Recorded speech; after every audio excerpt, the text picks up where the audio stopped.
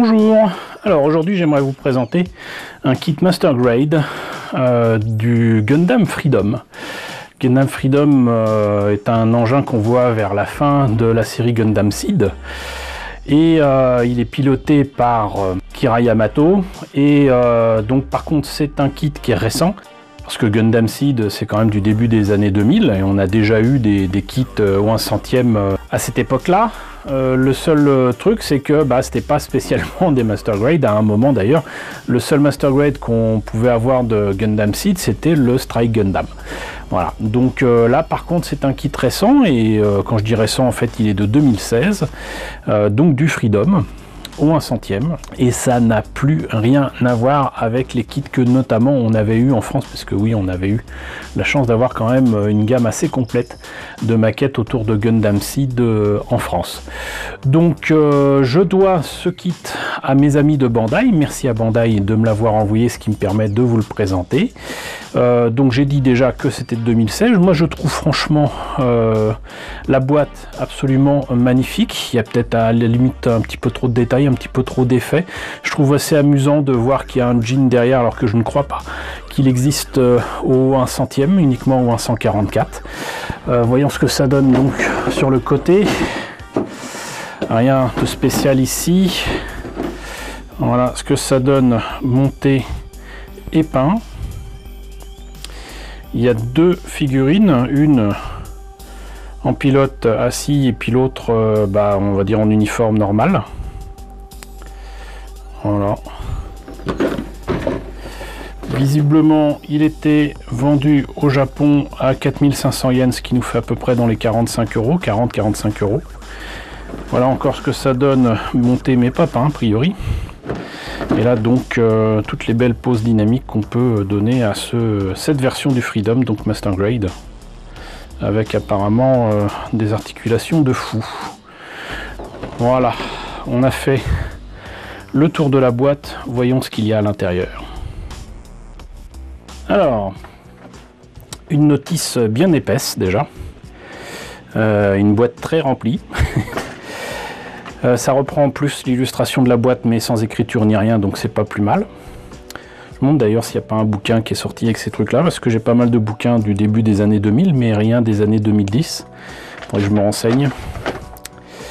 Donc les instructions de base pour travailler ce kit correctement, comment utiliser apparemment des dry transfert ou des autocollants. Ici les pièces en présence. Alors je ne note pas de petit X pour moi. On commence donc le montage par le buste. Ensuite la tête. Les bras. Le bassin. Les jambes. Les pages couleurs du milieu, comme de bien entendu, avec d'ailleurs de fort belles illustrations ici, qui sont peut-être d'ailleurs des photos de la maquette, je ne sais pas. C'est pas assez net, il y a trop d'effets Photoshop dessus pour que je puisse vous le dire. Voilà, les personnages de la série. Petite coupe du Master Grade, hein, donc ça veut dire qu'il y a quand même des détails de fou. On réunit tout ça, on a déjà le corps, ensuite il faut quand même faire le backpack avec ce qu'ils appellent les ailes, avec tout un tas d'armes. D'ailleurs s'il y a un truc que je reproche au Freedom c'est ça, il a des armes de fou, mais c'est pas le Freedom, c'est le Rainbow Warrior, avec les trucs qui balancent. Mais bon, au moins ça ressemble pas à des vraies ailes de pigeon, c'est déjà pas mal. Les armes, le bouclier, le stand parce que c'est livré avec un socle,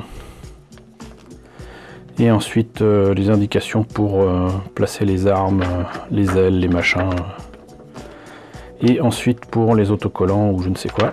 On va voir tout à l'heure ce que c'est.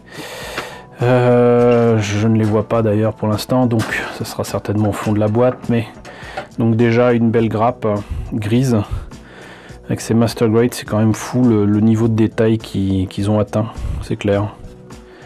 Même l'arme principale du Freedom qui n'a pourtant rien de particulier. C'est quand même beau, hein. Pas à dire. Là il y a des différentes mains articulées, pas articulées. Le socle. Ici une grappe un peu différente, c'est pas du gris là cette fois-ci, c'est plutôt un gris bleu. Le bouclier, même là, regardez ça. Quelques parties apparemment des grilles d'aération et même du coup. Là encore, hein, franchement, rien à dire sur les détails de cette version Master Grade. Une grappe à la Bandai, donc grappe A avec les fameuses figurines à l'échelle, donc je rappelle que c'est du 1 centième.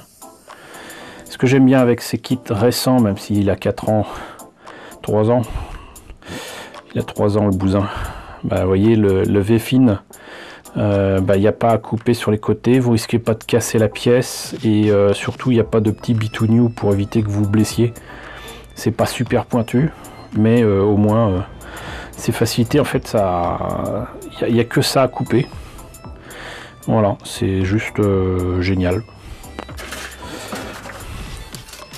Alors là, je pense que c'est deux grappes identiques pour les bras, les épaules, les armes. Ici, pareil. Là, c'est plutôt pour les jambes et les pieds. Là, encore une fois, les armes, les ailes, les beam sabers, donc les sabres laser. Encore une partie des ailes. Ça, je crois que c'est la même pièce que tout à l'heure, je suis pas sûr. Là, encore une partie des ailes et des armes. Et là, l'inner frame. Franchement, c'est de la belle pièce. Et deux grappes identiques. Et voilà, c'est bien ce que je disais. C'est au fond, et donc il y a des autocollants et en plus des transferts à sec, on appelle ça en français. Alors ce qui est bien, c'est que pour les yeux et les petites caméras, les machins, c'est déjà là, ça c'est très bien. J'aime pas trop les autocollants, mais pour ces trucs là, ça c'est parfait, ça, on n'en demande pas plus. Et les transferts à sec, c'est pas facile à maîtriser pour placer, mais quand on arrive à les placer correctement, le rendu est parfait et c'est très très bien. Donc voilà, d'habitude on préfère les décalcomanies, mais j'allais dire, c'est qu'il y a plusieurs écoles et tout dépend de la maîtrise que vous avez pour pouvoir placer tout ça. Le transfert à sec, quand j'étais plus jeune, c'était quelque chose qui était énormément utilisé en industrie, notamment pour les dessins techniques et des trucs comme ça. Pour certains documents, ils utilisaient en fait des polices, des lettres à gratter sur un document pour donner un aspect imprimé qu'il n'était pas, hein, le document, mais c'était pour faire joli. C'était ça ou le normographe. On n'avait pas spécialement la possibilité d'imprimer des choses comme on le fait aussi facilement maintenant avec une imprimante jet d'encre ou une imprimante laser. Donc voilà, ça ne se fait plus ou très peu, mais on aura l'occasion d'en reparler un de ces quatre. Donc voilà, c'était donc le Gundam Freedom en Master Grade au 1 centième, un kit donc de 2016. J'espère que la présentation vous a intéressé. Encore merci à Bandai de m'avoir confié ce kit. N'hésitez pas à me dire ce que vous en pensez dans la section commentaires. N'hésitez pas à liker, n'hésitez pas à partager, n'hésitez pas à vous abonner si ce n'est pas déjà fait. Coucou aux nombreux abonnés qui nous ont rejoints ces derniers temps, bienvenue ici. Coucou aux grands anciens qui me suivent depuis bientôt 4 ans. Merci à tous de votre fidélité, merci à tous surtout de votre soutien. Je vous laisse avec le générique de fin, avec les contributeurs de la chaîne sur Tipeee et sur Paypal. N'oubliez pas que vous pouvez faire partie de ces contributeurs et je vous dis donc à très bientôt pour la présentation d'un nouveau kit Gundam.